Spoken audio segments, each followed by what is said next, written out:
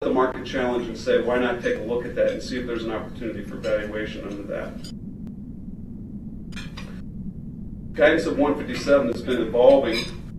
We see here that at September we had clarifications from the Office of the Chief Accountant and the FASB staff. In October we had the FASB issuing clarification, and in November we started the mark-to-market accounting roundtables with the SEC. It's interesting to look at the timing of the September 2008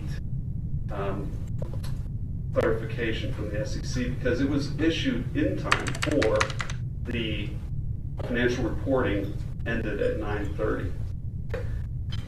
Did the SEC intend that so that companies would value that guidance? One of the possible ways to see that is to look at the roundtable discussions from October on the SEC.gov site and take a look at the 149 pages capturing that roundtable and look at the statements from the SEC on that particular guidance that was issued and see if there's any intent there that they might be reflecting. But again, going back to the market challenge, because they understand that an inactive market under 157 is problematic. What happened in that guidance up from September 2008? There were a couple of key discussions. So I've highlighted these in Q&As. Can internal assumptions be used to measure fair value when relevant market evidence does not exist?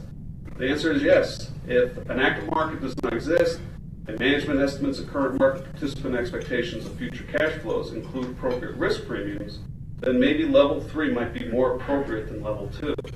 It's interesting with that response because the fair value hierarchy itself assumes that level 2 is better than level 3, and here they're saying level 3 might be more appropriate.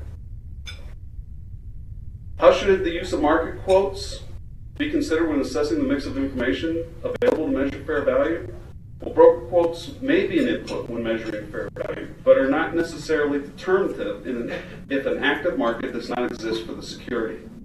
I think that's important because there are markets that are your principal most advantageous market, but they've dried up. We don't have liquidity, we don't have bids, and the bids we get are bids that are below what we would sell the asset for.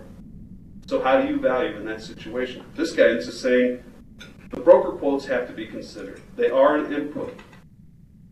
But when you're measuring fair value, they are not necessarily determinative. Again, this guidance was issued by the SEC, and I think by issuing that, they're asking you to point back to it. Are transactions that are determined to be disorderly representative of fair value? When is a distressed, disorderly sale indicative of fair value? The results of disorderly transactions are not determinative when measuring fair value. The concept of a fair value measurement assumes an orderly transaction between market participants. Determining whether a particular transaction is forced or disorderly requires judgment. We've heard this word judgment several times.